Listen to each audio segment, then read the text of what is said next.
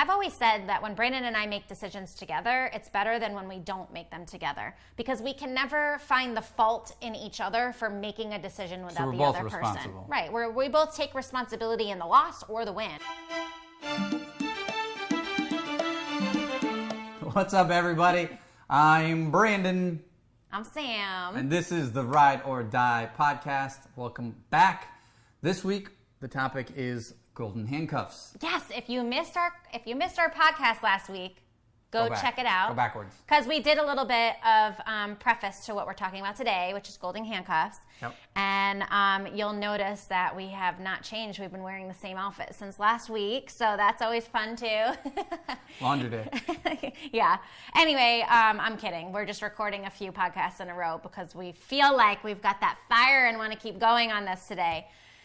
So last First time... First of all, what are Golden Handcuffs?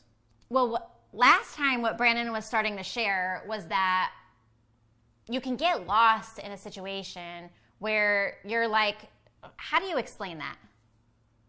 Golden handcuffs? Well, yeah, talk about what means to you. Like your definition of what golden handcuffs are. Because I think like men feel that a little bit more than women do. Because I always think of it more business, work related. And I'm a little bit more old-fashioned, or we are more old-fashioned as a couple even, to feeling like, we have to choose a leader more on some responsibilities and a leader more on other responsibilities, and Brandon takes the lead more on the business side of things. So I'm going to read what the definition is. So okay. Golden handcuffs are used to refer to benefits, typically deferred payments provided by an employer to discourage an employee from taking employment elsewhere. So basically, it means getting stuck in other words, job. You're either getting paid really good and or you've got good benefits, which make it really difficult to leave. And that could not just apply to an employee, that can apply to a business, right? You have a business that's going this direction with clients, or you have a business that sells this product or what have you. And even though it's time for a transition, or you should leave that job for maybe a different job that doesn't have those benefits but is more in line with your passion or has more room for advancement, whatever it is, it makes it hard to leave because you're not leaving something that's really terrible, at least financially. Does that make sense? It makes total sense to me. Does it make sense to you? Right? Does that make sense? Comment below. Yeah, let us know. So what we want to do is just share. Hang on. That's the worst place to be. That's why I recorded a video a little while back about how there's survival mode, and then there's like strive or like good mode, and then there's great, right? And you would think survival mode, when you're just trying to eat, you're just trying to survive, is like the worst of the three. But I would argue that being right there in the middle, good, is hard, because when you're at good but you're striving to get to great, you have more opportunity, you have more resources, you have more distractions, and where you're at isn't bad. So it makes it really difficult to make hard decisions where you're like, I don't know, this is good, this is comfortable, I got benefits. If I go here, I might not have that. I don't have the, amount of time. I know how this works. I'm comfortable here, right? Does that make sense? Yeah, so stop asking me if it makes sense. I'm going to say yes. I mean, I've been with you for almost 18 years. I mean, I think I understand you by now. I hope so. Right? I would hope so. Anyway, let's use a real life example. We'll just use ourselves here. And when Brandon and I have had to make really important decisions, we have looked at that and kind of evaluated where we were. And one thing that's always been really important to us, and a tip to take with you, especially if you're in this situation already, but if you're working in a job or you're working in your business and you are living paycheck to paycheck, you are just trying to keep up with the Joneses, and you've already put those golden handcuffs on, and you need to really work on how to take them off. So Brandon and I have been in this situation years and years ago. We made these mistakes a long time ago, and I'm so glad we've been together for so many years, and we were able to make them, in our 20s, right? Because there were times where literally, like, you make a little money and it gets a little exciting. You want to go take an extra trip or buy some nicer things, or we would upgrade our lifestyle or whatever. And then we would find ourselves in a situation where we would lose a client or something would happen. And it would be like, holy crap, we can't even pay our bills. What are we going to do? And we did this struggle for, I don't know, probably like the first 5 years or so of our business. It was a constant like up, down, up, down. And one thing we took away from that is never live up to your means. Like, what you're making is not promised. So don't live all the way up to that, because the second a little bit goes away, that can be really stressful. I mean, Brandon and I have found ourselves homeless for a period of time. We've had to move out of really nice places and move into like the ghetto. Like, I mean, talk about, remember that time we were living in Vegas and we were losing an opportunity for ethical purposes. Like, I ethically couldn't work with somebody anymore, but that was a very nice income that we were relying on at the time. And Brandon was really struggling to make money in our business and not have his girlfriend, we were engaged? We weren't even engaged yet, were we? Doesn't matter. Yeah, we were engaged. No, we were not. Yes, we were engaged. Anyway, he didn't want his fiance to lose faith in him, right? Because I would say there's plenty of girlfriends I've talked to. Talk about me in third person? Well, I'm talking to people. Okay. The people. They're people watching our podcast. Okay. There have been times in our business where you're struggling to make money back in the day, right? And in those times, I had to dig deep because I don't want to look at you poorly, like you can't do something, right? I should be your best supporter to really achieve your goals. And at the time, I was the breadwinner financially, but I had come to Brandon and said, hey, I'm really struggling continuing to make money in this position that I'm in, and we need to make a change. And the irony of it was, if we made this decision without Brandon, who was not picking up the slack financially at the time, right? By making that decision, we literally had to, and we knew this was going to happen before we actually pulled the trigger, but we had to talk about it. And so it's important to know that when you need to make these decisions or you're unhappy, like, you need to go rely on your spouse for that support, or your significant other, or if you're single, you're a really good friend or family member that you confide in to help talk through these situations that you know are going to have your back through the changes. Because I've always said that when Brandon and I make decisions together, it's better than when we don't make them together, because we can never find the fault in each other for making a decision without the other person. Right. We both take responsibility in the loss or the win, but we're going to go through the ride together and we're going to learn the lesson together. And that's been a really, really important part of our relationship to me, right? That I think you probably had to adapt to more than I had to adapt to, but it's always been very important to me to say, I need to have a say in all the decisions we make financially or in business or in the home, as much as I think it's important for you to have a say, because when we're doing it together, we're winning even when we're not, right? And so in this one scenario, for instance, we knew that if I cut off the income over here, and he didn't have the business, because this was like right at the beginning of our marketing firm, so we were making no money. We're not making enough money to compensate for what I was making, right? Yeah. We were potentially going to lose the place we lived in, and so on and so forth. I mean, it got so bad that we were looking at apartments in a neighborhood with like barred windows, and Brandon had to go through this like moment in his brain. It was this fire he got at the time to really start to build the company, but it's a fire that I encourage all of you to try to find. If you're have your golden handcuffs on and you're not happy in the situation you're in, because he really he went into this. I mean, I'll tell you, this neighborhood was bad, and it was so bad that I didn't even want to get out of the car. And I told Brandon, I'm going to stay here. You can go look at the place. I trust you if you think this is where we need to go. And he went in there and came back out and was like, I'm never, ever, ever going to be in a situation that you have to live in a neighborhood like this. I would rather live in our car. And we left. And that was it. It was like do or die. I mean, we still decided to pull the trigger on not keeping that income source, we did have to downsize. We found another, apartment that we were going to struggle financially to move into for a little while. But it also was Brandon's fuel and fire to not have us live in such a bad neighborhood. Like, he was scared that if he had to go work somewhere or get an actual job, we used to joke around and say, right, because he was trying to be an entrepreneur at the time, and I was born an entrepreneur, baby. you were struggling to be an entrepreneur at the time, right? We're just being real. But he was afraid to even leave me alone in the house. Like, if he had to go somewhere, the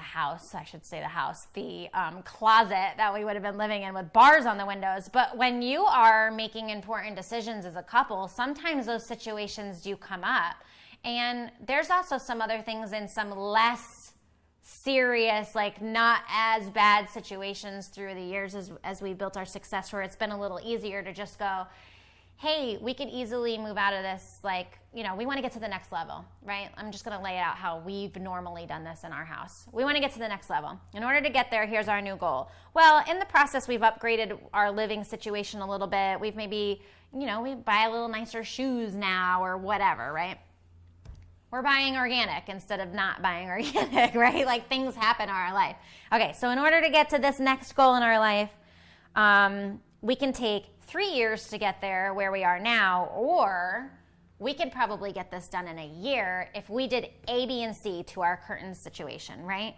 This is something Brandon and I have done probably 20 times over the past 17 years in our relationship, to go from A to B. And how do we get there faster, and how do we do it, less painfully? Well, we've made decisions together to cut back on certain things. I don't want to say date nights pre-babies consisted of going out all the time. So we would be date night was every night. Right? And there was that time, for instance, when we moved into this other apartment, in order to spend more on our rent, we had to actually spend less on our groceries. So there was I'll never eat roast pork again in my oh life. my gosh. I tell you, so the grocery store, I think we might have even shared this on a way earlier podcast, but I don't remember. So they used to sell these packages at the local grocery store in Vegas. We were living in Las Vegas at the time.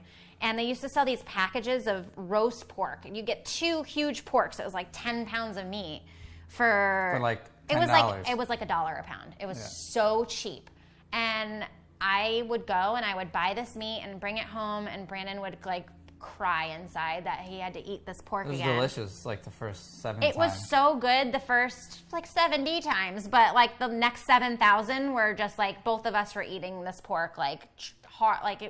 My son gags when he eats stuff that he's done with dinner and he doesn't want to eat, and he tells himself that he's gonna choke, and he does, right? And we were literally would eat our meals like that. But when you have we were talking about goals on the last episode, so make sure to go back and watch that if you haven't, or re-listen to it if you did, because those hard times were so much easier to get through when we had our goal, right? So we would eat roast pork 1,000 times in that season because we knew the end result was going to get us into a nicer house, into a nicer situation, because we had the extra money to go invest in our business, to invest in that next level and what that next level looked like. So, but let's think about it on the other side. If we didn't sit down and have those conversations and make those agreements on those tough decisions together, then there would be a lot more resentment, a lot more arguing, a lot more pain in that season, right? Potentially breaking up the unit if we weren't both because how easy is it, right? I'm not making the money. Things aren't looking good. Everything around us looks crazy. And that was a very easy and understandable season for you to just say, I'm failing. I'm not living up to, what you signed up for. It's all my fault. And not been there as a support and going through it. You could have been there as a victim and well, this is what he said he was going to do, and he's supposed to, and he's not doing this, and he's not doing that. And that would have not only been ridiculously painful, possibly could have broken us up, but also would have taken us longer to get out of that season. Yeah, right? And there was a time that did break us up, right? Mm-hmm. There was a time where I felt that Brandon was being so selfish And even though in the back of his mind he was thinking, I'm doing this all for us, it seemed like he was just doing it all for himself, right? He was non-existent in his business all the time, and never around. And it was like, well, what the hell am I in a relationship for if you're not going to be around, right? And so we had already gone through that bump in the road, and now it was okay. If we're going to be doing this thing called life together forever, then we better be on the freaking same team and on the same page. And it just took more communicating and talking about things more and making those decisions together. And I'll tell you, that's not always easy. Brandon and I do not always agree on which way we should go. We just don't. So And let's talk about that more recently. Sometimes we do agree, and it's really easy. Because we just gave them that example of like a survival mode. A survival season, mode. right? Okay, yeah. Golden Handcuffs is very much like you got something good, and you know you I'm need. scared where this is going. You know you need to start that business, right? You know you need to go make some big change, but you're comfortable with the way things are. You're not necessarily happy or fulfilled, but you're comfortable with it. It's predictable. You have a false sense of security, but there's another opportunity that maybe is a little bit more risky or not as comfortable, but is more in line with where you want to go in the future. So what can we give You want a them? real life example? What can we give them to help? I'll give a quick one because I don't want to run out of time here. So we'll make it really fast. You're example, asking like, me give them for the something example. to do. Oh, give them something to do? Yeah. Well, I'm saying. So what if husband has a great job or runs a great business, makes a ton of money or a comfortable amount of money, but they don't get to see each other a lot. He has to work more late nights or travel or be away on the weekends. And they're like, yeah, this is creating a material lifestyle that I like, but not serving the family and the marriage the way that I want. And he's looking at maybe making a change in careers or making a change in a different business. How can you help? Or maybe she's going to pick up some slack and do something. This start that all side comes business. down to the core of what is most important to you. And I can use a friend of ours, for example, that is actually a single mom. And they were doing their best to make ends meet for themselves and their child. And the best way for them to make income in the moment for a long time was to work in a bar, because tips, right? You work in a restaurant, you make good tip money. It's better than a lot of jobs that you can make as a single mom, and so you do it, right? Better than being a stripper. So you're over there, doing your thing, serving and making your tip money. And it got to a point where they were working so many nights, like they were losing focus on what was really important, was being there for their child during, their growth and them growing up. Like, it's important to put your mark on your kid, right? And so after a while, a business opportunity came up for them to transition from working in that restaurant/lounge to going into more of a career, a job, like a day job, 9 to 5 type deal. And they were nervous about making the jump. And we talked it through and talked about what was really important to her, and nothing else mattered. Like, the answer was clear, right? Everything that came out of their mouth was that it was important for them to have time with their child. Well, they weren't doing that when they worked third shift, right? They were never around. Right, and kids in school, so when the kid's out of school, you're at work. Right, right. What else is important? That they were doing well in school, but because they weren't around to help with the homework or make sure they were keeping on top of their studies, their child was actually starting to fall behind, right? And so, like, when you put those things out there and you just kind of talk things out, so, like, she didn't have a spouse to talk things through, so she called me, right? But it easily could have just been me talking through a scenario like that with Brandon, or you talking with somebody that you trust, whether it's your spouse or a close trusted friend or family member, right? And when you get to talk through those things, it's so important. Like, no brainer when you actually just have an opportunity to sit down and look at what's important to you, and then the opportunity that's supposed to fall into that place is going to fall into that place really easily. When you're focused on that one opportunity or the one opportunity, you're not focused on what your goals actually are, right? Yep. And a lot of times, you may be moving it from one golden handcuff situation to kind of like a flight or flight struggle for a little while. And going back to that example, I was sharing about Brandon and I earlier, it's a struggle to make, at the time, I think we were making, I want to say like between $6,000 and $8,000 a month, which in that moment in our business was huge for us. We felt like we're making it big time now, and $8,000 was making a significant impact on our lives at that time. And to take that income off our plate with Brandon only making like $2,000 in our business or something, it was like, that's a big jump, right? You have everything you want and then some, as two single couple living in Vegas, like get to go out all the night and have fun, and you have all this spare change at the end of the day to like, well, you can barely make bills with a couple of grand. How the heck are you gonna, do this, right? And there's a struggle and a commitment that you have to make, but that decision is easy when you're focused on the goals. Like, we knew there would be a struggle, and we were ready to fight that struggle together in order to get to the next level of the season we were supposed to flourish in again, right?